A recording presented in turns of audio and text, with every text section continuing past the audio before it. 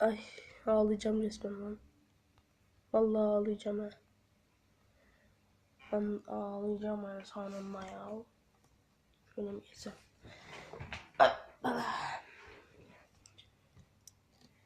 Of, ağlamak için kendimi zor tutacağım. Bilmiyorum. Her an bir şey de olabilir. Olmayabilir.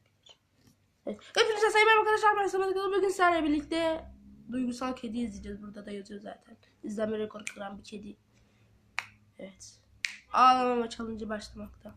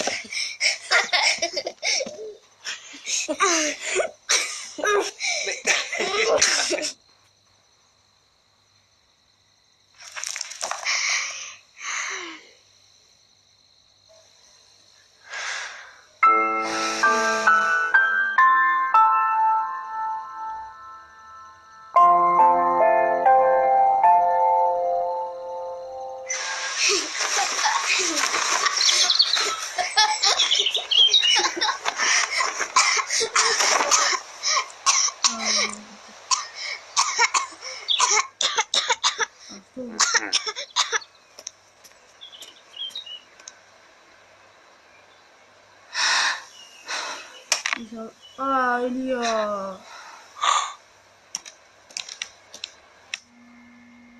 Çatlakları çıkıyor. Annesi gibi olacak galiba.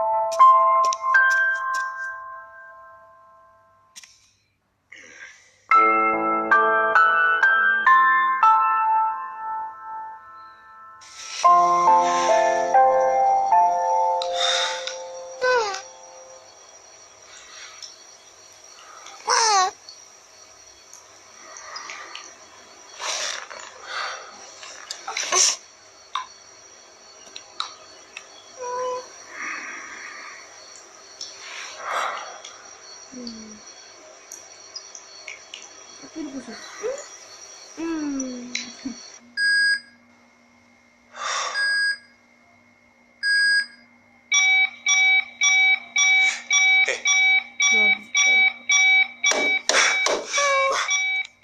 Ay şey de.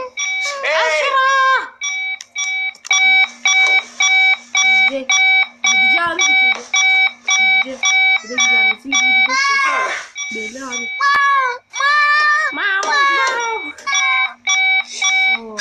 Aa, kendine geldi kedi. Aa, ağlıyor.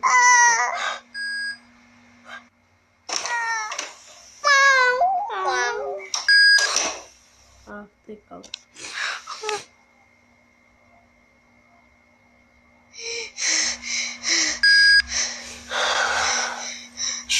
Ölüyor.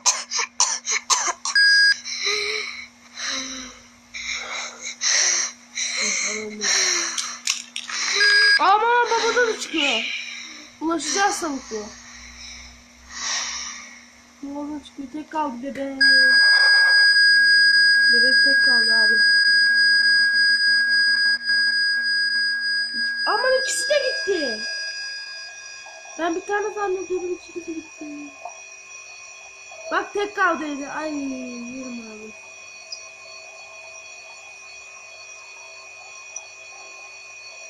Tek kaldı bak. Arkadaşıyla. Arkadaşı da gözüküyor. Ne şoktan var mı? Tek kaldı. Tek başına büyüyecek artık.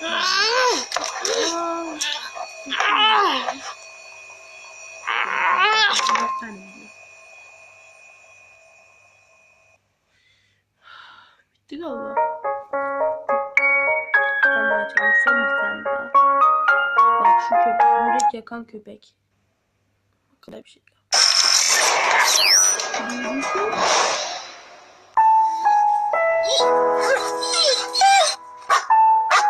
Buradaki kişi yazılmış.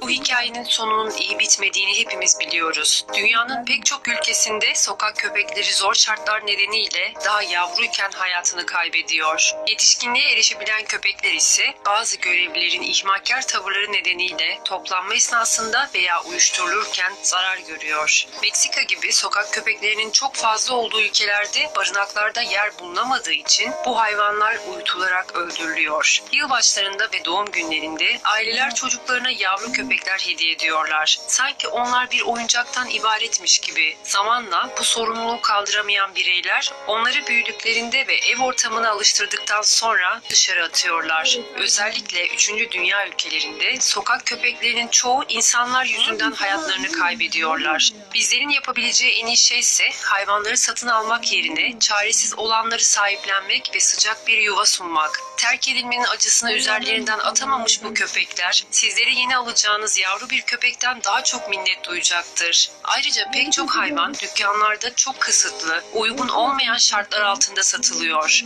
Barınaklar ise binlerce sahiplenilmeyi bekleyen hayvana ev sahipliği yapıyor. Yavru kedi veya köpekler birkaç hafta içerisinde çok hızlı büyürler. O yüzden evinizi açacağınız hayvanların sadece yavru olmalarını istemek yerine yetişkin olanlarına da bir şans verebilirsiniz. Bir eşyaymış gibi satılan hayvanları para karşılığı almak yerine sokak ve barınaklarda soğuk, Evet arkadaşlar bu videonun da sonuna geldik. Anladınız zaten. Bu videoya like atmayı unutmayın. Atın.